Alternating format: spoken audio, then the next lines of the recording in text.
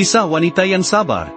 Pada zaman dulu ada seorang yang bernama Abul Hasan. Ia pergi menunaikan haji ke Baitul Haram. Sewaktu dia bertawaf, tiba-tiba dia terpandang wajah seorang wanita yang bersinar wajahnya sehingga dia berkata, "Demi Allah, belum pernah aku melihat wajah secantik dan secerah wanita ini. Tidak lain ini pasti kerana wanita ini tidak pernah merasa risau atau susah hati." Dengan tiba-tiba wanita itu yang terdengar kata-kata Abul Hasan itu berkata, "Wahai lelaki, apakah yang telah kamu katakan tadi? Sebenarnya demi Allah, aku tetap terbelenggu oleh perasaan duka cita dan hati luka kerana risau dan tiada seorang pun yang aku menyalahkan dalam hal ini." Abul Hasan bertanya, "Apakah hal yang merisaukan kamu?" Berkata wanita itu, "Pada suatu hari, ketika suamiku menyembelih kambing korban. Pada masa itu, aku mempunyai 4 orang anak, 1 telah kahwin, 1 masih minum susu dan 2 lagi masih kanak-kanak. Sewaktu aku bangun untuk membuat makanan, maka anakku yang tua berkata kepada adiknya, 'Wahai adikku, sukakah kamu aku tunjukkan bagaimana ayah menyembelih kambing?' Berkata si adik, 'Sila tunjukkan kepadaku.' Maka adiknya itu ditelentangkan dan disembelihnya.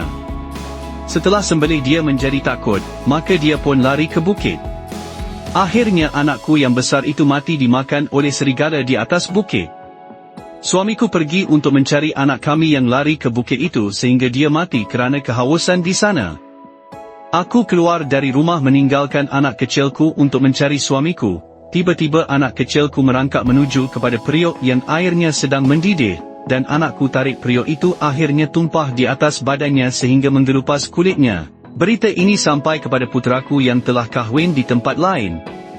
Apabila mendengar berita yang menimpaku, dia jatuh pengsan dan akhirnya mati.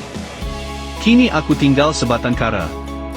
Abul Hasan bertanya, "Bagaimana kamu boleh sabar dalam menghadapi musibah yang sangat hebat ini?" Berkata wanita itu, "Tiada seorang pun yang dapat membezakan antara sabar dengan mengeluh melainkan ia menemukan di antara keduanya ada jalan berbeza. Adapun sabar dengan memperbaiki yang lahir, maka hal itu baik dan terpuji akibatnya. Adapun mengeluh, maka orangnya tidak mendapat ganti rugi, yakni sia-sia sahaja."